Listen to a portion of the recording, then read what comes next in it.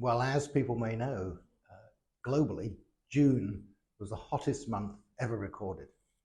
And in Britain, it was the hottest by a whopping 0.9 degrees centigrade, which is huge in climate terms. And indeed, over the last few days, we've had a succession of the hottest days ever recorded in the world.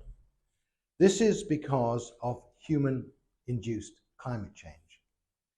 And this will cause our seas to rise. It will lead to greater disease spread. It will lead to stronger storm systems. It will erode our coastline. People will die from heat exhaustion. Fresh water will become scarce. There will be more droughts. Crops will potentially fail. And the coral reef will die. And what we're seeing today, we're seeing a lot of floods, we're seeing a lot of forest fires, we're seeing a lot of storm systems. What we're seeing today is really a wake-up call. And unfortunately, climate change isn't the only existential threat to humankind and to our species.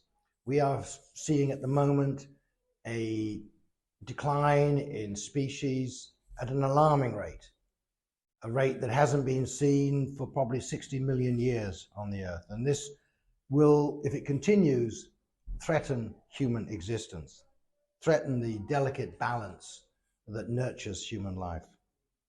Now, biodiversity loss, which is what I'm talking about just now, is separate from climate change and will be treated separately by this council. But I mention it because it is also a crisis that needs to be tackled.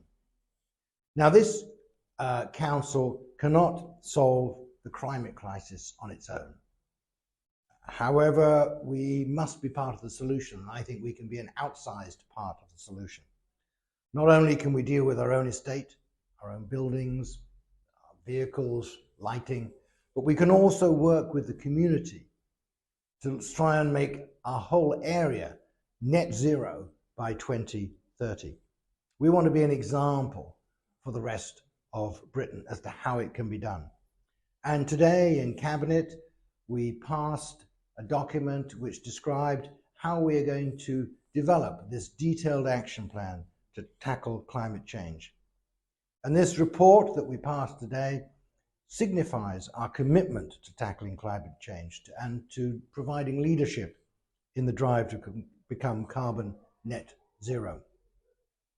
And we recognize that in order to address this huge challenge, we have to work with others. We want to collaborate with the parishes and the towns and the communities and the businesses and the universities. Everybody who's willing to work with us, we want to collaborate and cooperate.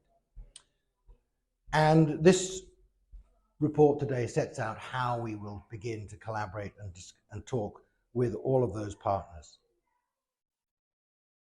And we're committing by the end of this year to begin to deliver on an action plan, a detailed action plan for our own buildings and for the rest of the area.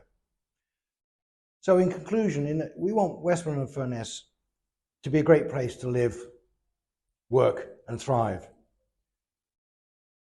We also have an ambition, and an ambition that we described today, that we will be a beacon of hope in the fight against climate change.